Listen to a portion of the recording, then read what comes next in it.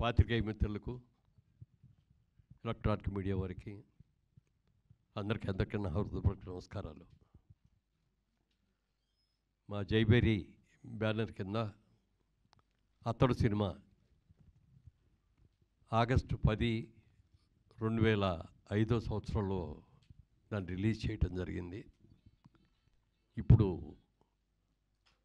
August 9వ తారీఖు మహేష్ బాబు పుట్టినరోజు సందర్భంగా ఈ చిత్రాన్ని రిలీజ్ చేస్తున్నాం. అయితే ఆ రోజున ఉన్న టెక్నాలజీ వేరు, ఈ రోజున ఉన్న టెక్నాలజీ వేరు.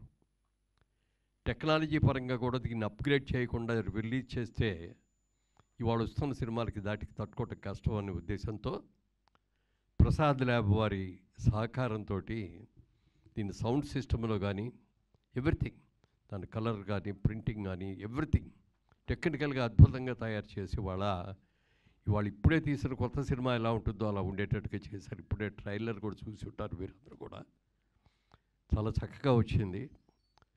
త్రివిక్రమ్ శ్రీనివాస్ గారికి మొట్టమొదటి సినిమాగా మా సినిమాతోనే చేద్దామని అనుకున్నాం.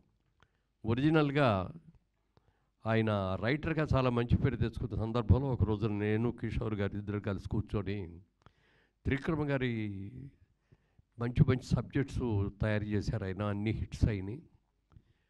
ఆయన్నే మనం డైరెక్టర్గా పెట్టుకొని సినిమా తీస్తే బాగుంటుంది కదా అని మేము ఇద్దరం డిస్కస్ చేసుకున్న తర్వాత ఆయన కవర్ చేశాం.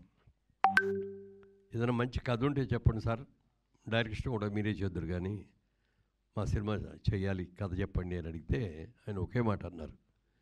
నేను స్రవంతి కిషోర్ గారికి మాట ఇచ్చానండి ఫస్ట్ సినిమా వాళ్ళకి చేస్తానని. వాళ్ళకి చేసేసేది ఆల్రెడీ రెడీ అయిపోయింది, సబ్జెక్టు అవన్నీ కూడా క్యాస్టింగ్ షెడ్యూల్స్ కూడా రెడీ అయినాయి.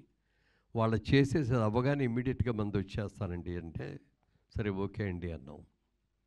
అన్న తర్వాత ఒకరోజు కథ చెప్పడానికి ఆయన వచ్చారు. ఆఫీస్లో నేను, కిషోర్ గారు, ఆయన త్రివిక్రమ్ గారు, మేము ముగ్గురమే కూర్చొని ఉన్నాం. సరే సార్ ఫోన్లో ఇవన్నీ ఆఫ్ చేసేయండి సార్, కాన్సన్ట్రేటెడ్గా వినండి అన్నారు. సరే అన్నాం. మీరు చెప్తే నమ్మరు, 3 hours చెప్పారండి కథ. అంటే every shot to short, bit to bit అంతా కూడా A to Z. అంటే కథ వింటే మాకు సినిమా అంతా కూడా ఎదురుకుండా కనపడిందనే ఫీలింగ్ ఇచ్చింది మాకు అందరికీ. తర్వాత ఎలా ఉందండి అన్నారు. ఎక్సలెంట్గా ఉంది సార్, చాలా బాగుంది. మీరు ఏమనుకోకపోతే నాకు చిన్నగా ఒక ఫీలింగ్ వచ్చింది, అది చెప్తారండి అన్న. చెప్పండి అన్నారు. మనం ఆ రోజుల్లో పాత సినిమాల్లో హీరో అంటే శ్రీరామచంద్రుడు, 100% సుగుణవంతుడు అనేటట్టుగా మనం ఉండే మన సినిమాలన్నీ కూడా. అయితే అప్పుడు ట్రెండ్ మారుతున్న టైంలో హీరో క్యారెక్టర్ కూడా కొంత నెగిటివ్గా ఉంటే బాగుంటుంది అనే ఉద్దేశంతో దీంట్లో పెడితే నేను అది అన్నా. కొంచెం ఆ బిగినింగ్ పార్ట్ కొంచెం నెగిటివ్గా ఉందండి క్యారెక్టరు హీరోని అని అంటే అప్పుడు ఆయన అన్నారు త్రివిక్రమ్ గారు, ఇది ఇవాళ రోజున ట్రెండ్ ఇదండి. ఇవాళ ఇంగ్లీష్ పిక్చర్స్ మీరు చూడండి, లేకపోతే హిందీ సినిమాలు చూడండి, ఏ సినిమాలు చూసుకున్నా కొంత యాంటీ క్యారెక్టర్ ఉంటేనే జనం కూడా లైక్ చేస్తున్నారు.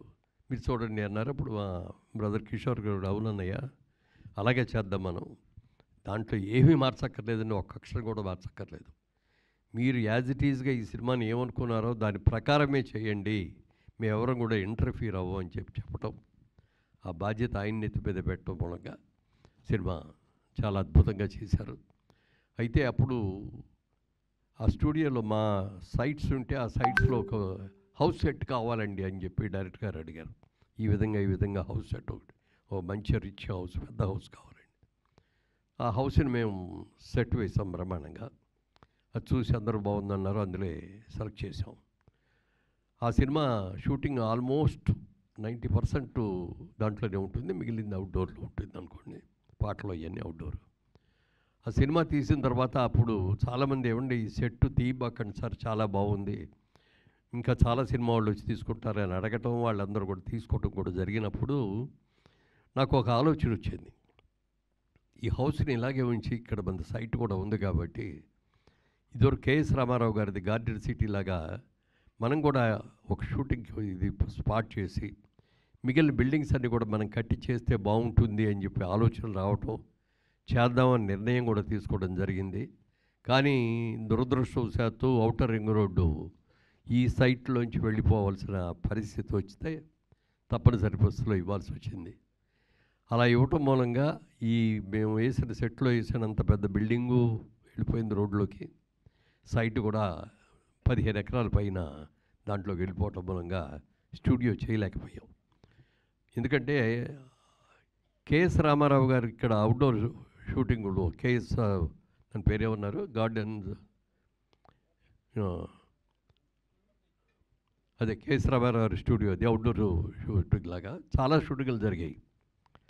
ఆ తర్వాత క్రియేటివ్ కమర్షియల్స్ వాళ్ళ స్టూడియో లాగా అది వాళ్ళ బ్యానర్ కూడా అనుకోండి. అయితే తర్వాత అది చేతులు మారి మా దగ్గరకు రావటం, మేము దాన్ని డిస్మాంటిల్ చేసి అపార్ట్మెంట్స్ కట్టడం జరిగింది. మనసులో ఆ భావన ఉండేది, అయ్యో ఒక స్టూడియోని మనం చేసాం మన దీనికోసం, ఎప్పటికైనా వీలైతే స్టూడియో కట్టాలి అనుకున్న ఆలోచనతో అక్కడ ఔటర్ రింగ్ రోడ్ రావటం మూలంగా చేయలేకపోయాం. ఈ సినిమా చేసేటప్పుడు మహేష్ బాబు గారు కూడా ఎక్సలెంట్గా ఆయన కోఆపరేషన్ ఇచ్చారు. ఎన్ని డేట్లు కావాలనేది కాదండి, సినిమా బాగా రావాలి అని చెప్పి చేయటం. మరి పాటలకు కూడా ఎక్కడెక్కడికి కూడా వెళ్ళి పాటలు తీయటం కూడా జరిగింది. అలాగే ఒక ఫైట్, క్లైమాక్స్ ఫైట్ గురించి మీకు అందరికీ కూడా తెలిసే ఉంటుంది.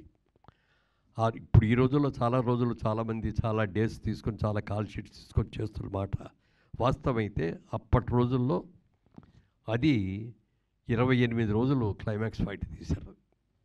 దానికోసమని యూకే నుంచి ఎక్కడి నుంచి కూడా కెమెరాస్, స్పెషల్ కెమెరాస్ అని కూడా తీసుకొచ్చి దానికోసం ప్రత్యేకమైన సెట్ వేసి ఆ సెట్లో ఇది చేయటం కూడా జరిగింది.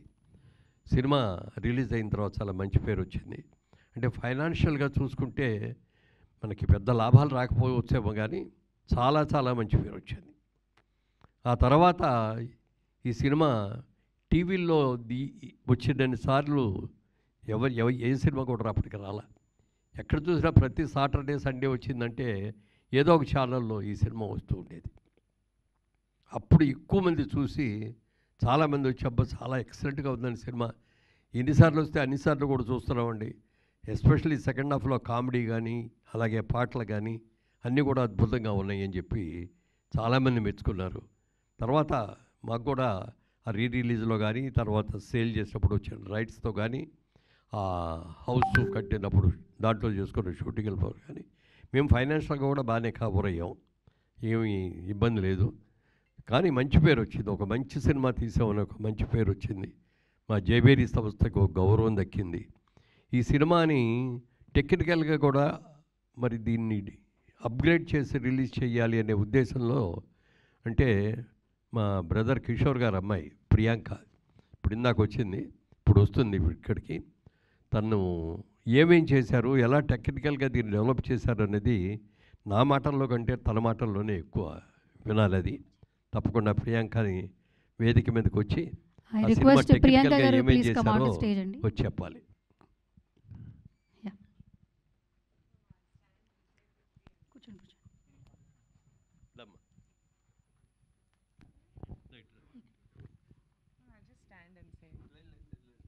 Sorry Andy, I prefer being behind the screen. So Priyanka ఇక్కడ చదువుకున్న తర్వాత లాస్ ఏంజలస్కి వెళ్ళి తను మాస్టర్స్ చేసి ఇవ్వడం జరిగింది. ఆ తర్వాత మొదటి నుంచి కూడా మనం సినిమా తీస్తున్నాము, మన కంపెనీ సినిమాలతోనే స్టార్ట్ అయింది జైబేరీ అని చెప్పి తనకు కూడా సినిమాలంటే చాలా ఇంట్రెస్ట్. నేను కొద్ది రోజులు ఇక్కడ సినిమా టెక్నాలజీ గురించి నేను స్టడీ చేసి నేను కూడా దాంట్లో అప్గ్రేడ్ చేసుకొని వస్తాను అని చెప్పి అక్కడ ఉండటం. తర్వాత అక్కడే ఒక పెద్ద డిస్ట్రిబ్యూటింగ్ కంపెనీలో కొన్నాళ్ళు జాబ్ కూడా చేసేది. ఎందుకమ్మా మనమే 10 మందికి ఇక్కడ జాబ్ ఇచ్చే అవకాశం ఉండి మనం చేస్తుంటే నువ్వు మన జాబ్లో మన చూసుకోకుండా అక్కడ ఉంటే మన దాంట్లో మనం చేసుకోవడం అంటే కాదు, కరెక్ట్ కాదు. పెద్ద కంపెనీల్లో, ఇతర దేశాల్లో ఉన్న కంపెనీల్లో ఒక ఎంప్లాయీగా నేను చేయాలి అనుకున్నానని చెప్పి దాదాపు 4 years 5 years అక్కడే జాబ్ చేసి వచ్చింది. సినిమా గురించి, సినిమా టెక్నాలజీ గురించి, సినిమా వరల్డ్ సినిమా గురించి కూడా చాలా బాగా తెలివితేటలు ఉన్నాయి. అయితే మేమందరం కూడా ఈ రియల్ ఎస్టేట్ బిజినెస్లో ఉండిపోవటం మూలంగా కానీ, మధ్యలో పొలిటికల్గా నేను వెళ్ళటం మూలంగా కానీ మేము అతడు సినిమా తర్వాత సినిమా తీయలేకపోయాం. అయితే మా ప్రియాంక తప్పకుండా చాలా ఇంట్రెస్ట్ అయింది. ఎందుకంటే జైవేరి స్టార్ట్ అయింది సినిమాతోటే కాబట్టి సినిమా అనేది ఇప్పటికైనా సరే మనం తీయాల్సిందే, చేయాల్సిందే అని అనుకున్నాం. అంటే ప్రియాంక ఇప్పుడు జనరేషన్కి సరిపడగా మంచి సినిమాలు ప్లాన్ చేసి తీస్తుంది. తొందరలో మరి అనౌన్స్ చేస్తాం నెక్స్ట్ ఇయర్కి. ఇప్పుడు ఈ ఇయర్కి చేయకపోయినా నెక్స్ట్ ఇయర్ నుంచి మళ్ళీ జైవేరి ప్రొడక్షన్లోకి వస్తుందని చెప్పి మీ అందరికి కూడా తెలియజేస్తున్నాను. సో చెప్పమ్మా. టెక్నాలజీ పరంగా అండి ఐ థింక్ ప్రసాద్ కాప్ చాలా దగ్గర పెట్టు. చాలా సహాయం.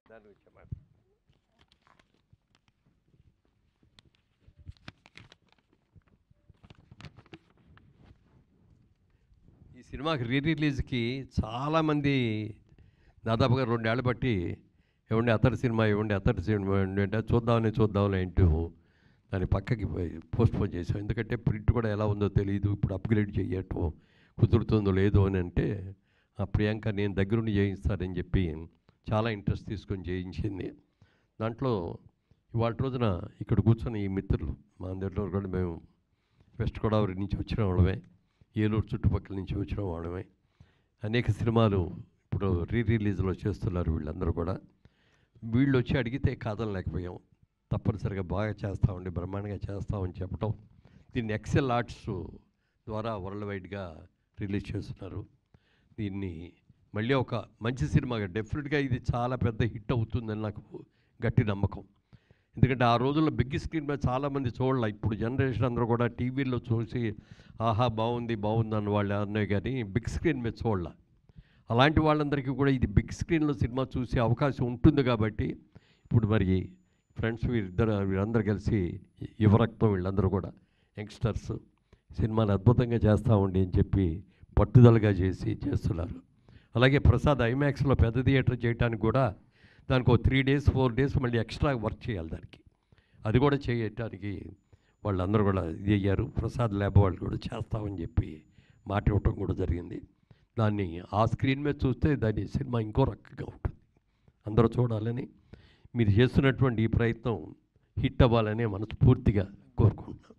మీరు ఎవరో ఎస్ ఇప్పుడు